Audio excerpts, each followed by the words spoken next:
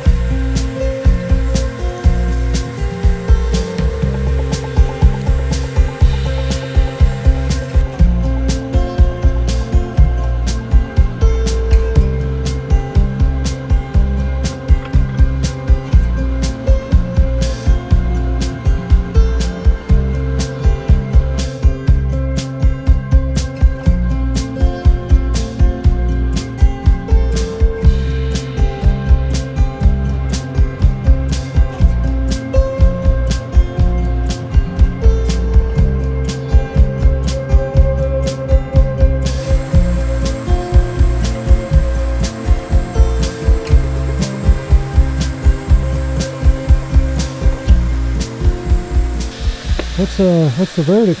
We're at 425 foot. 425. I believe we have about a gallon a minute. Really? Yeah, well, the water cleared up. Everything's good. The casing's where it needs to be. My son is on his way up with the part. So we'll get that changed out. When he gets back, what I'm doing is I'm going to let the hole stand. It takes me 45 minutes to an hour. See what actually builds up in the hole. Right. And we'll blow it off. And then from there, what we do is we just blow it down, just nothing but air. As the water comes in, it brings it out. And that's what this technical stuff is here. We're going to dam it up and check it and see exactly gallon, 2 gallon. That's how we determine. So you blow it out, and then how do you test to see how fast it fills? What the yield is? Yeah. As the water comes in the hole, we just constantly blow air. My water's off. So it just blows it out the top, and what runs off Oh, okay. as it runs off, just like if you took an airline and stuck in a water bottle, Right. it's going to blow it out the top, and Right. whatever's consistently coming in, it creates, it'll come out. So what's running will actually be the same amount as coming in. Oh, okay. So then you just do a bucket test or something? There you go. All right. Now, how do you know like 5 gallons is good? Should you go deeper for 10 gallons, or like where's the? Well, there's a couple different things on that. Average household use, 6 to 7 gallons, 600 gallons a day for 2 person, based off of septic systems and things. You say 200 foot with 5, you pump 7 or 8. As you go deeper, you have more reservoir. There's 1.5 gallons per foot storage in a 6-inch hole. So for every 100 foot, you're gaining 150 gallons. Right. So rule of thumb, 200 foot with 5, 300 foot with 3, 400 foot with 2, 500 foot with as much as a little bit of a 1/2 gallon, which is probably what the other, 600 with the frac, and I'm sure it's Yeah. a 1/2 gallon. How do you pint. know where your static head's going to end up? It'll have to static, but it's going to be everything up here. I mean, that's the other issue. Average static normally, which there's no such thing as normal, is 40 to 60 foot. Up here, it's 100 foot. 100 Now, foot, does, 100 foot down? Yes, sir. Maybe It'll be that's- 100 foot to water. So if we have a 420 foot well, then we got 320 foot of That's exactly right. You never set the pump right on the bottom, obviously, for just gross. sake of grit and sediment. different things. That'd be 450 gallons. now, does that account for things such as, I don't know anything about Mhm. hydrology or anything like that, but for droughts or anything like that, where the water level in the granite or bedrock or whatever would drop down lower? So like if you're at 420 feet, would it be beneficial to go down another 20 feet just to account for any kind of No, droughts or ma'am. anything like that? Not consolidated confined bedrock, if you look at it, which I have because of the droughts and things have passed. In a bored well, a drought is surface water. That's basically what will accumulate in the bottoms or down at your house or something of that nature. When you're drilling in confined consolidated granites like this, as you drill down, the fractures you're hitting deep. In order for water to penetrate the granites and get to that point, say that water's coming at 360 foot, so we're actually going through 200 foot of granite. For it to actually get there, you're talking a 60, 70, 80 year process. That's the difference. So these it's wells, like fresh as fresh water can get. because obviously no different water in a creek as it runs through the granites and the bedrocks to get to that depth. Right. And then you encounter it, you're talking a lot. Right. Yeah. But as far Good as to know. droughts, the reason you have questions about drought, and I've had to do this with my kids at school a few times. 03 drought, 05 people see them irrigating off these wells. Your neighbors, you're like, oh, they're wasting water. Everybody's on water restrictions. What you got to know is 90% of the world's fresh water reservoirs is underground. Right. 10% is above. That's lakes, streams, ponds.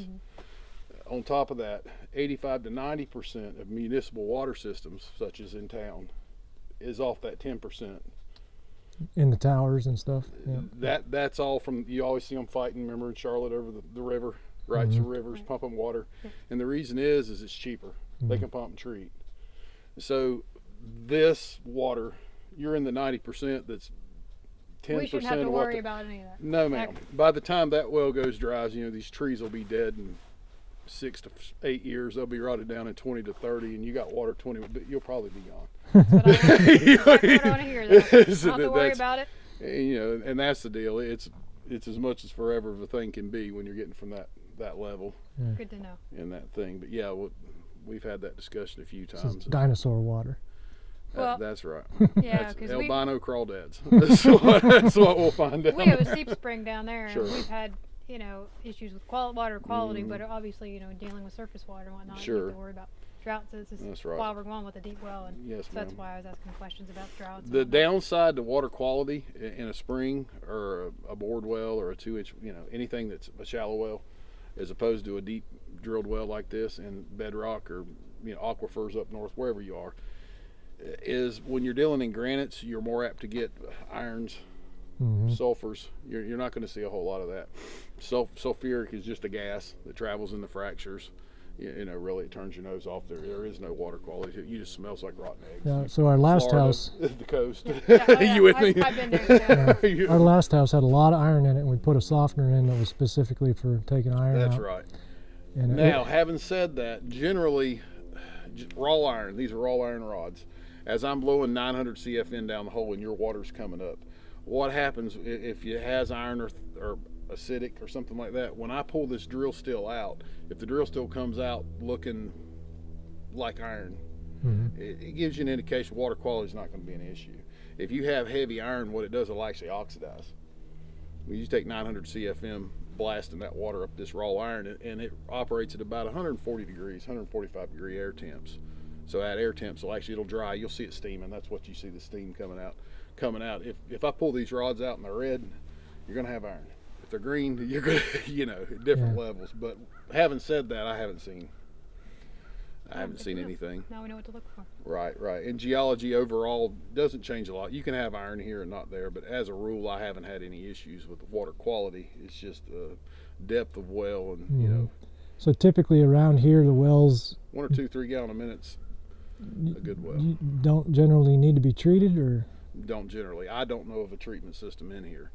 Now, having said that, your neighbor may end up with one or something. I don't know about that. New fixtures are just more... He's going to use the well he already has in. Right. And his water is gorgeous. Right. Yeah. So the verdict is we have hit water. We do have water. How much? We just don't know how much. So we do have water at this point. It's still cutting good. You were asking about deeper as far as drought, that kind of thing. That's not an issue here. Now, as far as opportunity to hit more water, you never know. I mean, I don't know. But like I said, as long as the geology is changing, we're seeing rock color changes. You got as good odds now as you don't. In my opinion, 1.5 gallons a minute at 425 foot, assuming that's what we got, a gallon or two, it would run a house. We don't know the water level up here without letting it stabilize, which will be tomorrow. Yeah. So assuming we have something, obviously you're gonna have to compensate for that. Right. Just the actual, because of the elevation and the way it is.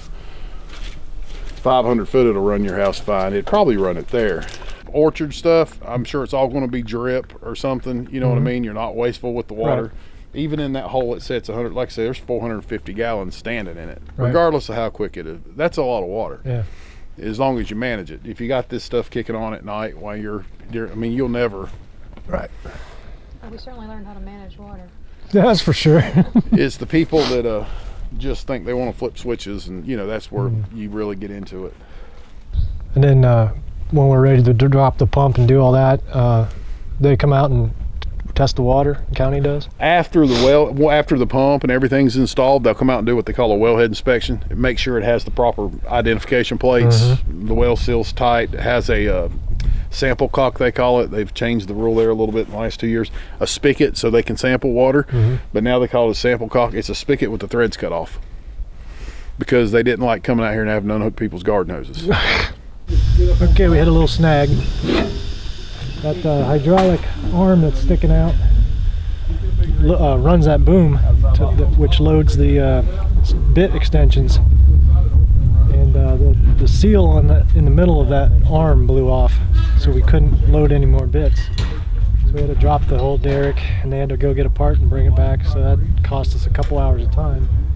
But they got the part. They're getting ready to fix it. And we'll get back in business here. We're at 425 feet. We have hit water. We don't know quite how much flow we have yet. Got a little, maybe a gallon a minute. I think we're going to probably try to go to 500, maybe 525, see if we can get a little bit more.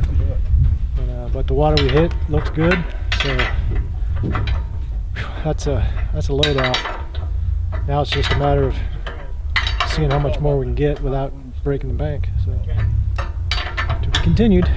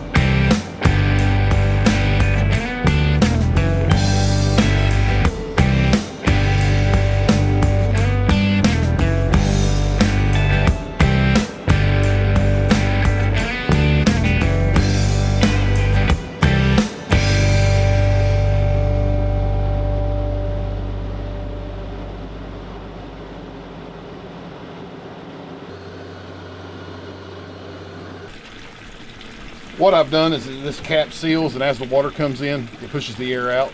Oh, okay. It's still in the column. If you put your hand over it, you'll feel air blowing out that hole. Yep. That's why I wanted the better cap is cracked. Once it fills, it'll stabilize, but you know it's going to take. Yep. So tomorrow we grout, and then we'll be able to measure the level. We'll measure the water level, and then Seth can figure you a pump. Yep. As far as that goes, you know, from the time you decide you want that, it's just a matter of putting it in. putting it in.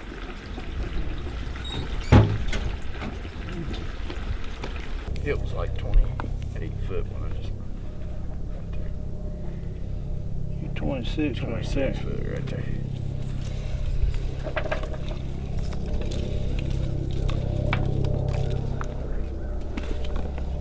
Does it start at 1 foot? Starts Yeah, it starts. Well, you gonna call it 28 feet then? Yes, that'll be fine. That suits me. Grout depth will be 28 feet. How deep's your casing? 40. 140? I'm pretty sure. We started at 92. Wow. Yeah, Had we to add started more. out and we had to pull casing. Okay, knock yourself out. It's just dehydrated bentonite clay. Yep. This is the best way. If them's chips, that's the best way, boy. That's the only way I to want do you it. to all do that. Yep. So you bring it right up to the top. We can build. We have water. Finally have a well. 465 foot deep. We actually hit water at 420, 425, where I predicted. And we were getting about 1.5 gallons per minute, so we decided to go down another 40 feet to see if we could do better. And luckily we did, and we stopped at 465, 5.5 gallons a minute, which is plenty for as deep as this well is. I think our static head is about 150, 170 feet, so we'll have quite a bit of reservoir. And now we're going to figure out the pump we need and do all that math, and hopefully in the next couple of days we'll be able to put the pump in, get power going, and we'll be able to run back the generator up to this and just run water. And it's just a huge load off. Thanks to everybody for all your support and thoughts and prayers, so we can build our house now. I'm gonna go crack a beer and do the moonwalk, and we'll see you in the next video. I just moonwalked through bentonite clay. Don't do that, it's like dog poop.